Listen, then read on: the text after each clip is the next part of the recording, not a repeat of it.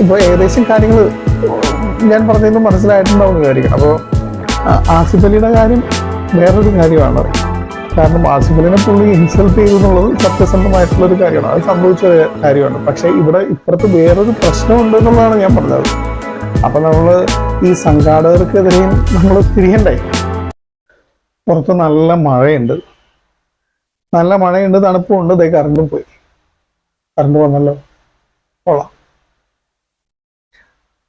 അതായത് ഇത് മനഃപൂർവ്വം ചെയ്തല്ല കേട്ടോ. കറണ്ട് ഞാൻ ആദ്യം വീഡിയോ എടുത്തു തുടങ്ങി കറണ്ട് ഉണ്ടായിരുന്നു. അപ്പോൾ ആ സമയത്ത് കറണ്ട് പോയ സമയത്ത് ഞാൻ പിന്നെ ഓഫ് ചെയ്തു. പിന്നെ വിചാരിച്ചു കറണ്ട് ഇല്ലെങ്കിൽ കുഴപ്പമില്ല എടുക്കാമെന്ന് വിചാരിച്ച് കയറി നിന്നാണ്. ഇപ്പോൾ കറണ്ട് വന്നു. ഓക്കെ, ഈ മഴയത്ത് വല്ല കപ്പലണ്ടിയും കട്ടൻ ചായയൊക്കെ കുടിച്ചിരിക്കുക, ജോലിക്ക് പോകേണ്ട ഒരു ജോലിക്ക് പോവുക, ഇതൊക്കെ ചെയ്തിരിക്കേണ്ട സമയത്ത് ഈ വീഡിയോ ഇട്ട് നാട്ടുകാരെ വായിലിരിക്കണ തെറി കേൾക്കേണ്ട വല്ല കാര്യം ഉണ്ടോ എന്ന് ഇത് കാണുന്നവർ ചിലപ്പോൾ ചിന്തിക്കും. എന്നാലും കുഴപ്പമില്ല, ഞാൻ തെറി പറയണമെങ്കിൽ തെറി പറയട്ടെ, കേൾക്കാം എന്നുള്ളൊരു ചിന്തയിൽ തന്നെയാണ് ഈ വീഡിയോ ഇടുന്നത്. കാരണം ഇന്നലെ പോലെ നമ്മൾ കാണുന്നതാണ് സോഷ്യൽ മീഡിയയിൽ ആസിഫ് അലിയുടെയും രമേശ് നാരായണന്റെയും പ്രശ്നം എന്താണെന്ന് വെച്ച് കഴിഞ്ഞാൽ ആസിഫ് അലിനെ ഇൻസൾട്ട് ചെയ്തു എന്നുള്ളതാണ് പ്രശ്നം. ആസിഫ് അലിയുടെ റിയാക്ഷനും എല്ലാം ഒരു ചെറിയ ചെറിയ ക്ലിപ്സ് ആയിട്ട് കാണുമ്പോൾ നമുക്ക് ശരിക്കും ആസിഫ് എൻ്റെ ആ സമയത്തുള്ള ഒരു ഫീലിനെ കുറിച്ച് ആലോചിക്കുമ്പോൾ നമുക്ക് ചെറിയൊരു അയ്യോ കഷ്ടമായി പോയി എന്ന് തോന്നും. എല്ലാവർക്കും തോന്നും, എനിക്കും തോന്നി. അത് ആർക്കും സംഭവിക്കാൻ പാടില്ലാത്തൊരു കാര്യമാണ്. എല്ലാവരും പറഞ്ഞതുപോലെ ഞാനും ആസിഫ് അലിയുടെ ഭാഗത്ത് തന്നെയാണ്. ശരി, ഇദ്ദേഹത്തിന് ഈ രമേശ് നാരായണൻ എന്ന് പറയുന്ന മ്യൂസിക് ഡയറക്ടറെ എനിക്ക് ഇപ്പം എന്നെ ഓർമ്മയുണ്ടാവുന്നില്ല, ഓർമ്മയില്ലാതെ ഒന്നുമില്ല, പറഞ്ഞു കഴിഞ്ഞാലൊക്കെ ഓർമ്മ വരും പുള്ളി. കാരണം ഞാൻ 23 വർഷം മുമ്പ് പുള്ളിനെ ഒരു മ്യൂസിക്കൽ ആൽബവുമായിട്ട് ബന്ധപ്പെട്ട് ഞങ്ങൾ കുറച്ച് മണിക്കൂറുകൾ ഇടപഴകിയിട്ടുണ്ട്. അപ്പം എനിക്ക് മനസ്സിലായിട്ട് പുള്ളിക്ക് ഈ പറഞ്ഞ പോലെ കുറേ അല്പത്തരം സംഭവങ്ങളൊക്കെ ഉള്ള ഒരാളാണെന്ന് എനിക്ക് മനസ്സിലായിട്ടുണ്ട്. അപ്പം അതുകൊണ്ട് തന്നെ പുള്ളിനെ നേരിട്ട് പരിചയമുള്ള എല്ലാവരും പുള്ളി ചെയ്തത് മോശമാണെന്ന് പറയുമ്പോൾ അതിനെ എതിർക്കാനൊന്നും പോകില്ല. നേരിട്ട് പരിചയമുള്ളവർ ചിലർ പറയില്ലേ മനസ്സിൽ തൊട്ട് പറയില്ല എന്ന് പറയില്ലേ, മനസ്സിൽ തൊട്ട് പറയില്ല, പുള്ളി ചെയ്തത് ശരിയാണെന്ന് പറയില്ല. കാരണം ഈ പറഞ്ഞ അല്പത്തരമൊക്കെ ഒരുപാടുള്ള ഒരാളായിട്ട് തന്നെയാണ് എനിക്ക് തോന്നിയിട്ടുള്ളത്. ആസിഫിൻ്റെ കാര്യത്തിലാണെങ്കിൽ ആസിഫ് അതിൻ്റെ ഒരു ബിഹേവിയർ എല്ലാവർക്കും സ്വീകാര്യമായിട്ടുള്ള രീതിയിൽ എല്ലാവരെയും മുതിർന്നവരെ ബഹുമാനിക്കുകയും രീതിയിലൊക്കെ മുന്നോട്ട് പോയിക്കൊണ്ടിരിക്കുന്ന ഒരാളുമാണ്. നല്ല രീതിയിൽ നല്ല ഒരുപാട് സിനിമകൾ, നല്ല കഥാപാത്രങ്ങൾ നല്ല രീതിയിൽ അവതരിപ്പിച്ചിട്ടുള്ള ഒരു ആക്ടറും കൂടിയാണ്. ഞാൻ പറയാൻ വരുന്ന ഒരു പ്രശ്നം എന്താണെന്ന് വെച്ച് കഴിഞ്ഞാൽ ആസിഫിൻ്റെ കാര്യം അവിടെ മാറ്റി നിർത്തിയാൽ, അതായത് ആസിഫിന് സംഭവിക്കാൻ പാടില്ലാത്തതാണ് സംഭവിച്ചത്. അത് ഭയങ്കര ഒരു മോശമായിപ്പോയി. ഒരിക്കലും ഒരാളെ വിളിച്ച് ഇങ്ങനെ ചെയ്യാൻ പാടില്ല. ആ മുഖത്ത് ആ സമയത്ത് ഇൻസൾട്ട് അത് മറച്ചു വെക്കാൻ വേണ്ടി ഒരു മനസ്സിൽ നിന്ന് വന്നൊരു ചിരിയൊക്കെ ഉണ്ടല്ലോ, അത് ശരിക്കും നമുക്കൊരു വിഷമം തോന്നുന്നൊരു കാര്യമാണ്. അപ്പോൾ ആസിഫിന് ഒരു ഗ്രേറ്റ് ഹഗ്, അത് വേറൊരു കാര്യം. അതവിടെ മാറ്റി വെച്ചാൽ ഇവിടെ രമേശ് നാരായണൻ എന്ന് പറയുന്ന ആളുടെ ബേസിക് നേച്ചർ എന്ന് പറയുമല്ലോ നമ്മൾ, പുള്ളിയുടെ ഒരു ധാർഷ്ട്യം, പിന്നെ അഹങ്കാരം എന്നല്ല, അതായത് അല്പത്തരം എന്നാണ് എനിക്ക് തോന്നുന്നത്, അല്പത്തരം എന്നുള്ളതാണ്. ഇതൊക്കെ കാരണം കാണിച്ചു കൂട്ടിയ കുറച്ച് കാര്യങ്ങളുണ്ട്. പക്ഷെ ഇത് പുള്ളിക്ക് വളരെ നല്ല രീതിയിൽ ഹാൻഡിൽ ചെയ്യായിരുന്നു. ആസിഫിൻ്റെ കയ്യിൽ നിന്ന് വാങ്ങിച്ചിട്ട് അവിടെ വെച്ച് തന്നെ ആസിഫിൻ്റെ തോളത്തൊന്ന് തട്ടുക, എന്ന് ചിരിക്കുക, ഷേക്ക് ഹാൻഡ് ചെയ്യുക. അതോടൊപ്പം തന്നെ വളരെ സന്തോഷത്തോടുകൂടി പുള്ളിയുടെ സിനിമയുടെ സംവിധായകനായ ജയരാജ് സാറിനെ വിളിക്കുക. എന്നിട്ട് 3 പേരും വളരെ സന്തോഷത്തോടുകൂടി ഇത് ഭയങ്കര ഗംഭീരമായിട്ട് ഇത് അവതരിപ്പിച്ച് നല്ല രീതിയിൽ അവസാനിപ്പിക്കുകയായിരുന്നു. പക്ഷെ അതിനുള്ളൊരു ബോധം പുള്ളിക്ക് ഉണ്ടായില്ല. അത് ബോധമില്ലായ്മ തന്നെയാണ്, അല്ലെങ്കിൽ ആ സമയത്ത് പുള്ളിയുടെ ഒരു മാനസികാവസ്ഥയെ ഞാനത് പറയാൻ, ആ സമയത്ത് പുള്ളിയുടെ മാനസികാവസ്ഥ എന്ന് പറയാനൊരു കാരണമുണ്ട് കേട്ടോ. അതാണ് എൻ്റെ പോയിന്റ്. ഞാൻ ഈ വീഡിയോ ഇടാനുള്ള ഒരു കാരണം അതാണ്. കാരണം നമ്മൾ ആരും പറയാത്തൊരു ഏരിയ അവിടെ ഉണ്ട്. MT സാറുമായിട്ട് ബന്ധപ്പെട്ട് നടന്ന ഈ ഒരു വലിയൊരു ഫംഗ്ഷനിൽ ഒരുപാട് വലിയ മഹാരഥന്മാർ എന്ന് വിളിക്കപ്പെടേണ്ട പല വ്യക്തികളും പലരും പങ്കെടുക്കുകയും നല്ലൊരു ഫംഗ്ഷനായിട്ട് അത് നടക്കുകയും ചെയ്തു. അതിൻ്റെ ഇടയിലാണ് ചെറിയൊരു കരട് ആണ് ശരിക്കും പറഞ്ഞു കഴിഞ്ഞാൽ. മുമ്പൊക്കെ ആണെങ്കിൽ ചെറിയൊരു കരടാണ്. സാധാരണ പിറ്റേ ദിവസം പത്രത്തിൽ വരുന്ന വായിച്ചു വിടുന്ന കൂട്ടം കൂടി നിൽക്കുന്ന സുഹൃത്തുക്കളുടെ ഇടയിൽ മാത്രം ഒന്നോ രണ്ടോ തവണ പറഞ്ഞു വിടുന്ന ഒരു കാര്യമാണ്. പക്ഷെ ഇപ്പോ ഇത് സോഷ്യൽ മീഡിയയും മൊബൈലും ക്യാമറാസും ഒക്കെ ഉള്ളത് കൊണ്ട് ഇത് പറഞ്ഞാലും തീരൂല. ഇപ്പൊ ഞാൻ തന്നെ ഇത് പറഞ്ഞ് പലരും അവസാനിപ്പിച്ച കാര്യമാണ് ഞാനിപ്പോൾ ഇടുന്നത്. അപ്പൊ അത് സ്വാഭാവികമായിട്ടും നടന്നുകൊണ്ടിരിക്കുന്ന ഒരു കാര്യമാണ്. അത് കാലഘട്ടത്തിന്റെ ഒരു മാറ്റമാണ്. അത് നമുക്കായിട്ട് മാറ്റാൻ പറ്റില്ല. അത് സ്വാഭാവികമായിട്ട് മാറി വരുന്ന ഒരു കാലഘട്ടത്തിന്റെ രീതിയാണ്. അപ്പോ അവിടെ പുള്ളിയുടെ പോലെ തന്നെ ഒരുപാട് ആൾക്കാർ മൊമെന്റോ സ്വീകരിക്കാനായിട്ട് എത്തിയവർ, ഇതിൽ പങ്കെടുക്കാൻ എത്തിയവർ ഒരുപാട് ആൾക്കാരുണ്ട്.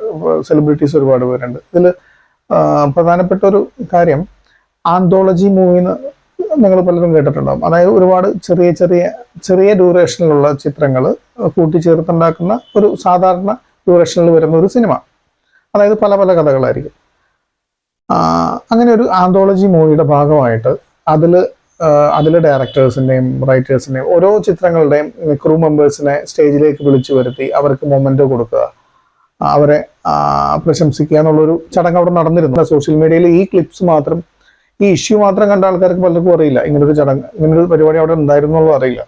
ഞാനിത് ഈ വീഡിയോ ഇടാൻ കാരണം ഇതിൽ ആങ്കർ ജുവൽ മേരി ഇട്ട ഒരു വീഡിയോ, അതിനെ ഫോളോ ചെയ്തിട്ടാണ് ഞാൻ ഇത് ഇടുന്നത്. അത് കേട്ടതുകൊണ്ടാണ് ഞാൻ ഇത് ഇടുന്നത്. കാരണം ഇപ്പൊ നമുക്ക് ഏകദേശം കുറച്ചുകൂടി കാര്യങ്ങൾ വ്യക്തമായിട്ട് എനിക്ക് മനസ്സിലായതുകൊണ്ടാണ് ഞാൻ ഇടുന്നത്. കാരണം അതിൽ ഓരോ ചിത്രങ്ങളുടെയും ക്രൂ മെമ്പേഴ്സിനെ വിളിക്കുകയും അവർക്ക് എല്ലാവർക്കും മെമ്മന്റോസ് നൽകുകയൊക്കെ ചെയ്തു. ഈ വിളിക്കാൻ ഈ ആങ്കറിന് എഴുതി കൊടുത്ത ലിസ്റ്റിൽ രമേശ് നാരായണൻ എന്ന മ്യൂസിക് ഡയറക്ടറുടെ പേരുണ്ടായിരുന്നില്ല. അത് വലിയൊരു പാകപ്പിഴവാണ്, ചെറുതല്ല. കാരണം രമേശ് നാരായണൻ മ്യൂസിക് ചെയ്ത സിനിമ ഡയറക്റ്റ് ചെയ്തത് ജയരാജ് എന്ന് പറയുന്ന പ്രശസ്തനായ സംവിധായകനാണ്. അപ്പം മറ്റുള്ള സിനിമകളുടെ ക്രൂ മെമ്പേഴ്സിനെ വിളിച്ച കൂട്ടത്തിൽ ഇദ്ദേഹത്തിനെയും വിളിക്കുക എന്നുള്ളതാണ് സാമാന്യ മര്യാദ. അതിന് പുള്ളിയുടെ പേര് ആ ലിസ്റ്റിൽ ഉണ്ടായിരുന്നില്ല എന്നുള്ളതാണ് പറയുന്നത്. അത് ആങ്കറിനെ കുറ്റം പറയാനും പറ്റില്ല. ആങ്കറിന് അവർ കൊടുക്കുന്ന ലിസ്റ്റ് വായിക്കുക, ഓരോരുത്തരെ സ്റ്റേജിലേക്ക് ക്ഷണിക്കുക, അടുത്ത കാര്യത്തിലേക്ക് കിടക്കുക എന്നുള്ളതാണ് ആങ്കറിന്റെ ജോലി.